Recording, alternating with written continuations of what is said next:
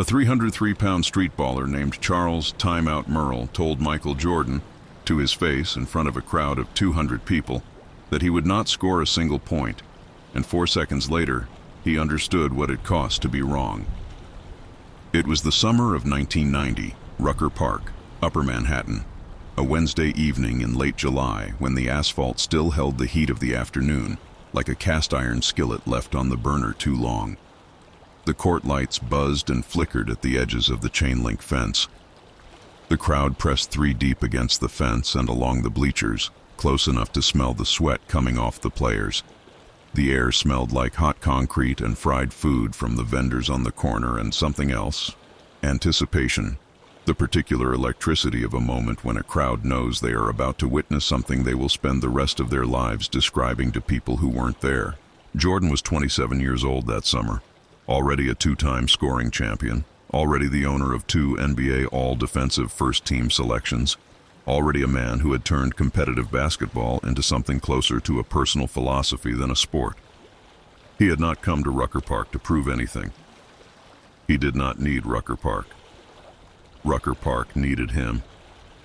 He came because he was the kind of man who went where the competition was highest and the margin for embarrassment was widest, and he came because something in him required that voltage to feel alive. The Bulls had finished the 1989-90 season with 55 wins. The first championship was 1 year away. Jordan was in the process of becoming the thing he was always becoming. And tonight, on a cracked asphalt court in Harlem with a crowd of 200 people pressing against a chain-link fence, the process continued. He walked onto the court in a white tank top and black shorts, no warm-up jacket, no announcement. Sneakers that cost more than most of the cars parked on the street outside.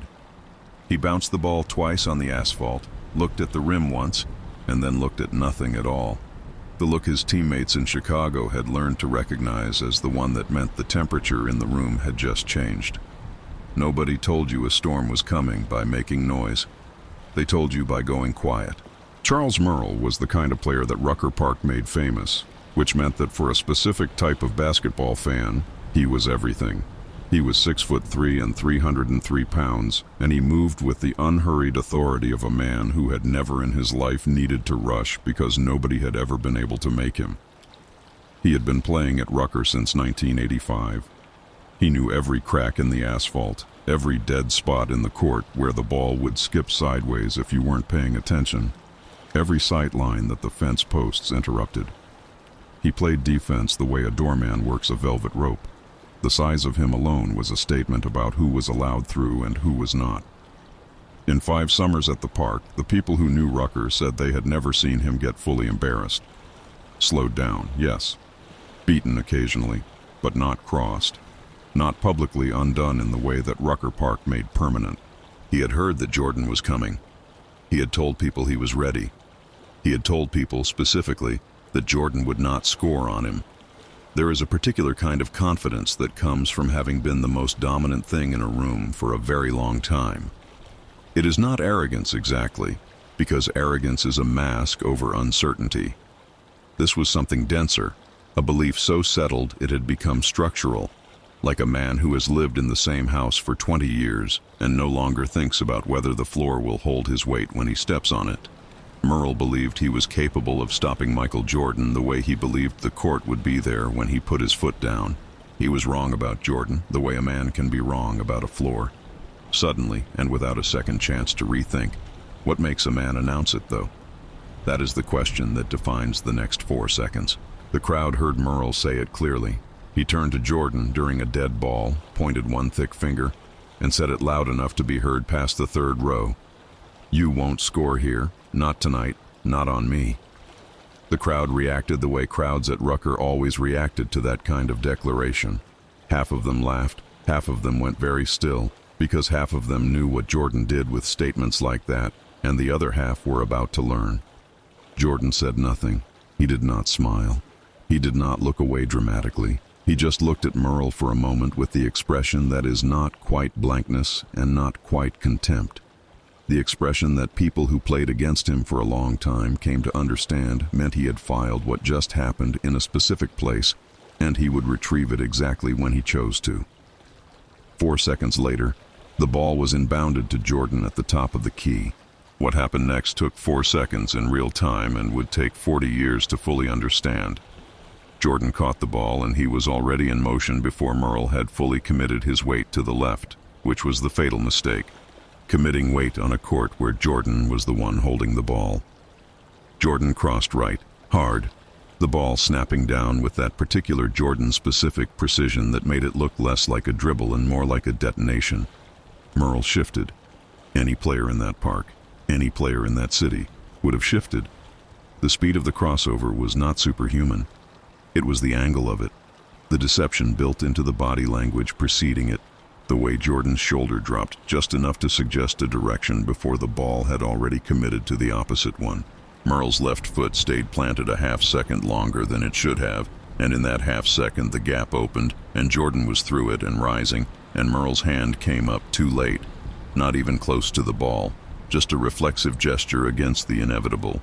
And the ball went up with that flat release Jordan used on finger rolls, almost casual, the wrist falling open at the top of the arc, and it dropped through the chain net with a sound that the people in that crowd have described for 30 years in the same words: soft, clean, final.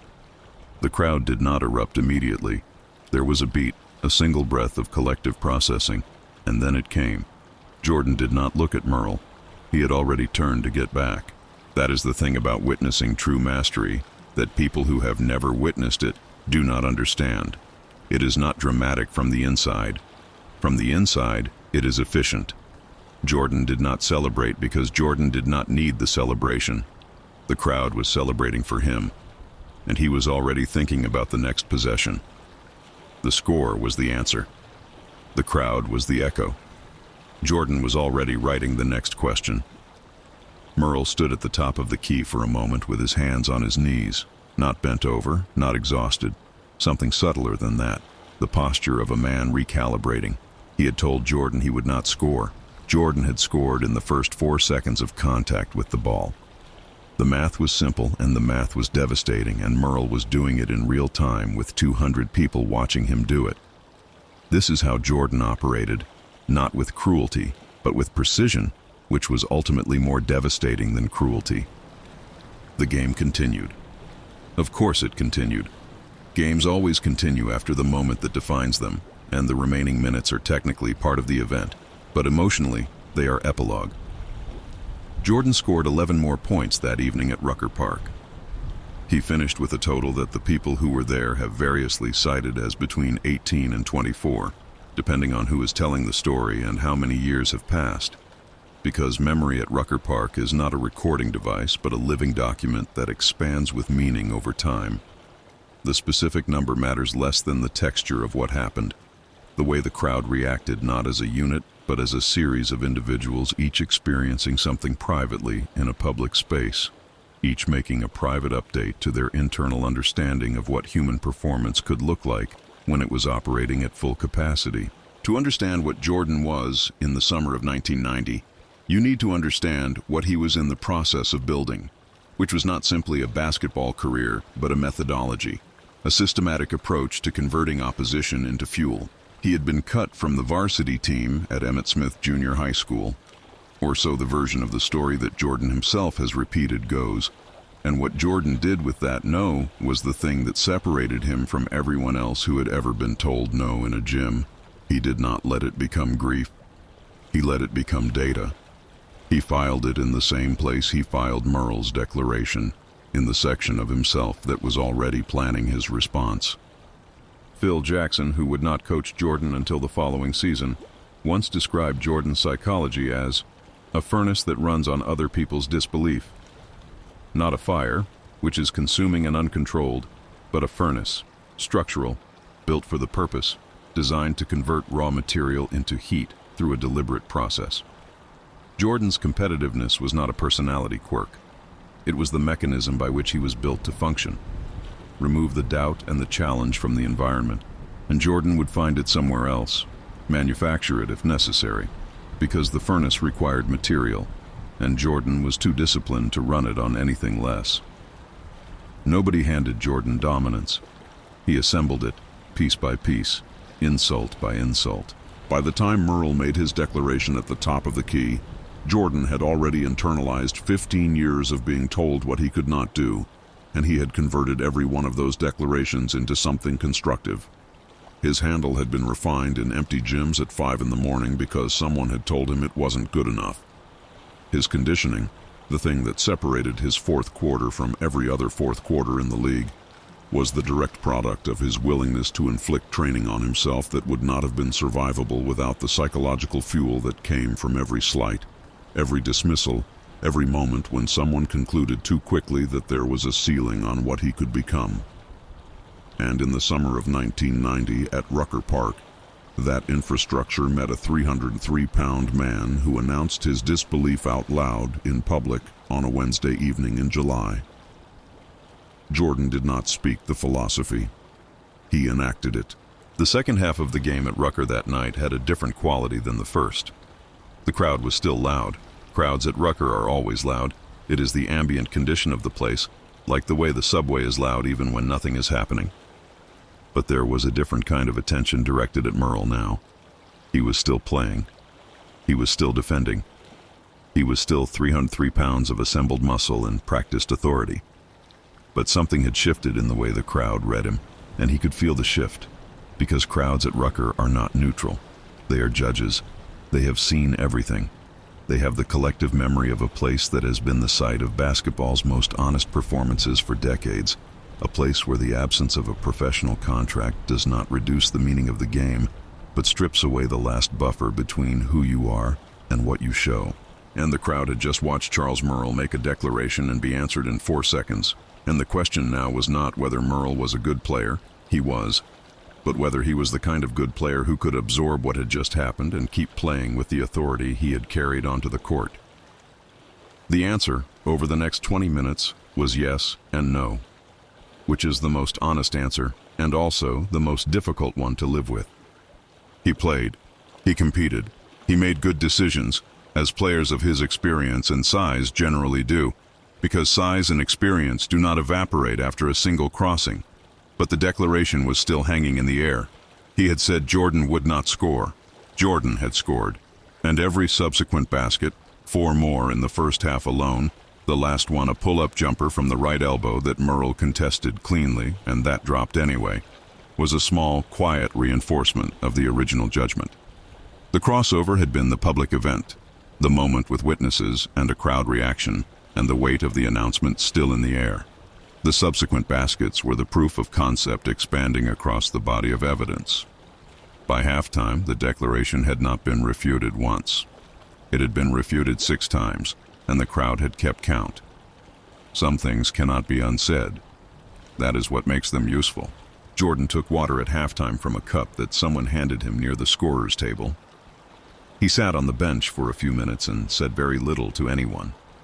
The people near him have described him as appearing in those minutes, almost bored, not dismissive or arrogant, but genuinely, organically calm, the way a man is calm after completing a task that he understood in advance he was capable of completing.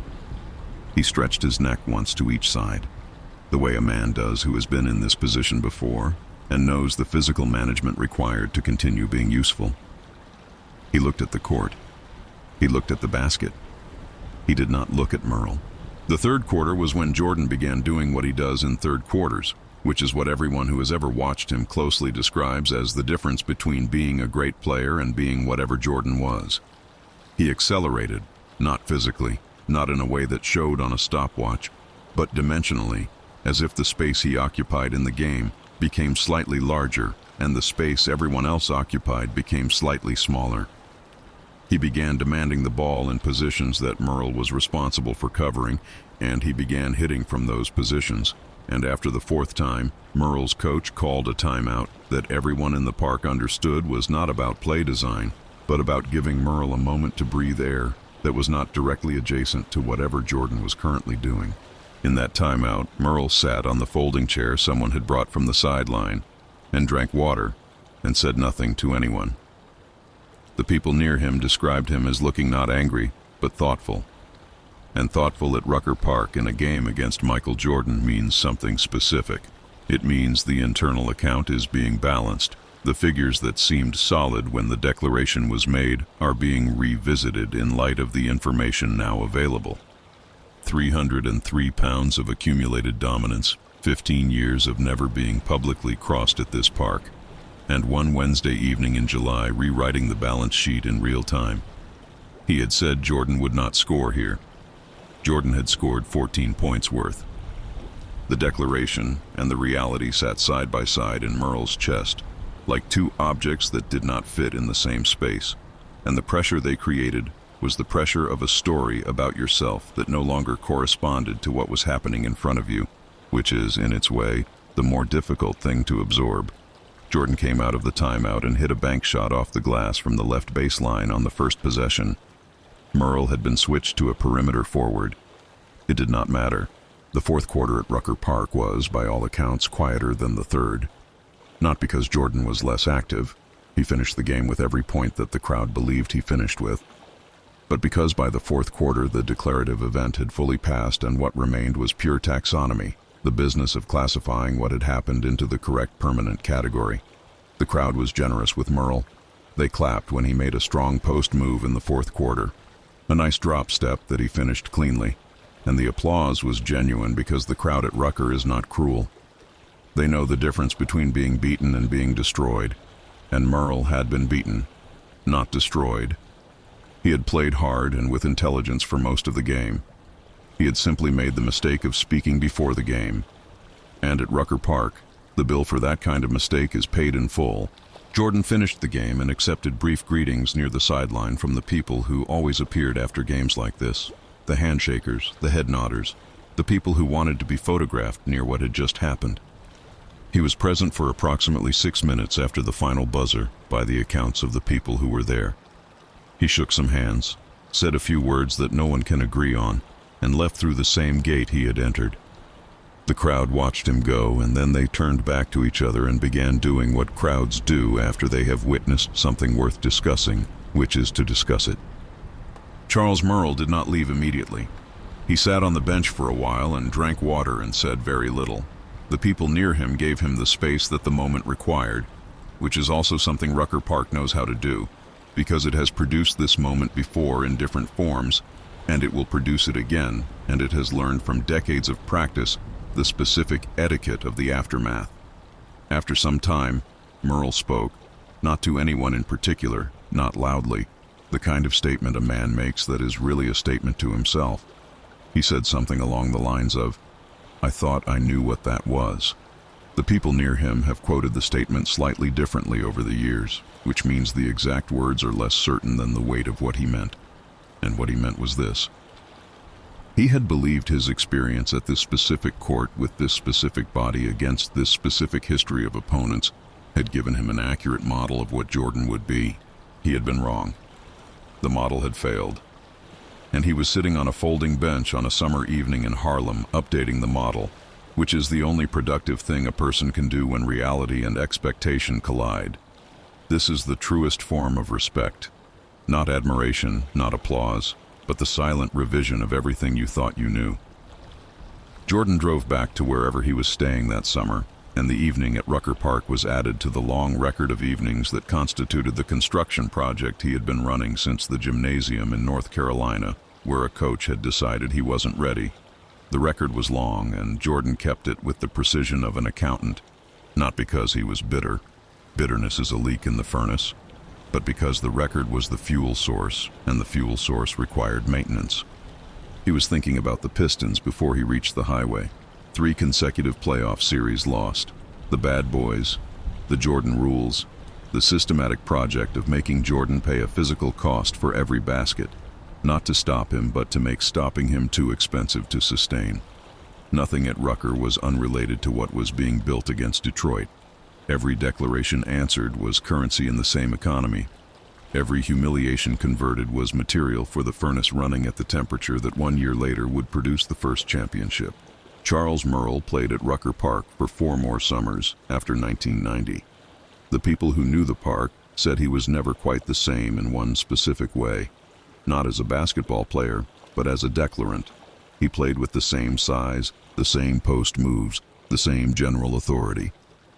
But he had learned the lesson that the park had been trying to teach him since the first time he stepped onto it. That the gap between confidence and declaration is exactly the space where a man like Jordan lives, and that the man who speaks first has defined the terms of his own defeat. The crossover does not end when the ball drops through the net. It continues for the rest of the life of the man it crossed. Jordan won the 1990-91 NBA championship 12 months after the evening at Rucker Park. He won it with a team built not just through talent, but through a culture of accountability that came from having a leader who converted every declared limitation into a reason to remove it. Scottie Pippen said in an interview years later that the thing about playing with Jordan was the specificity of his memory.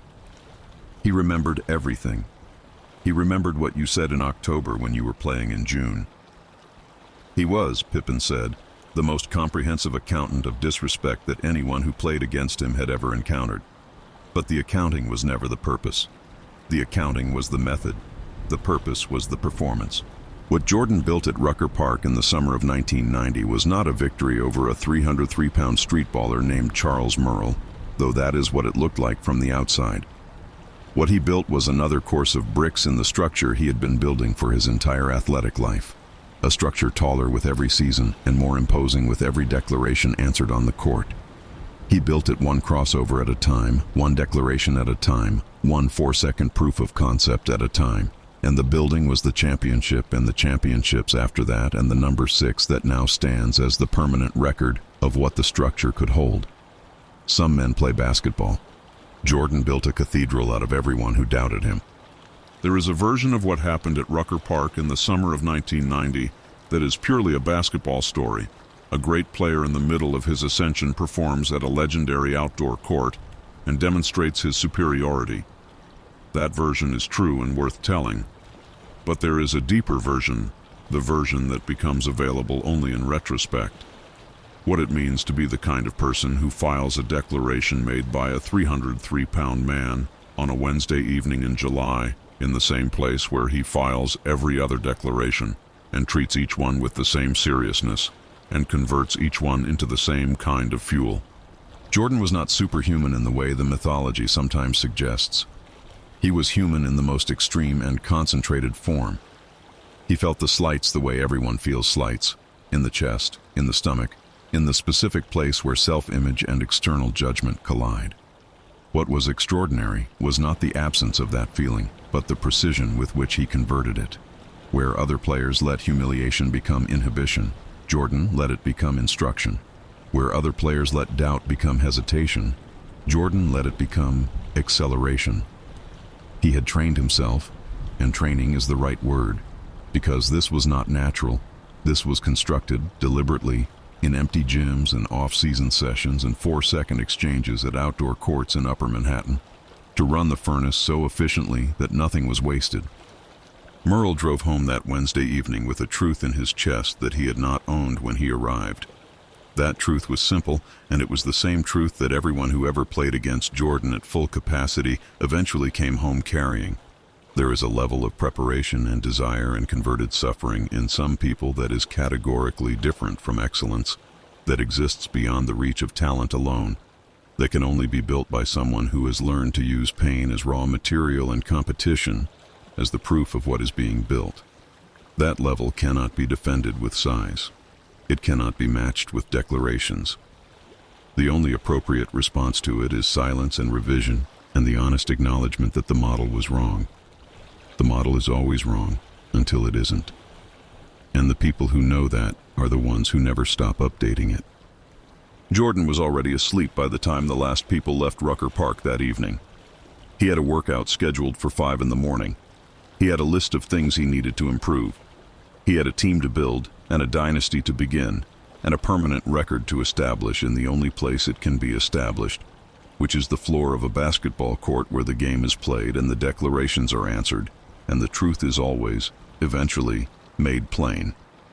Whatever you say you will not do, there is someone out there already planning your answer, and the only question is whether you will be awake early enough to deliver it.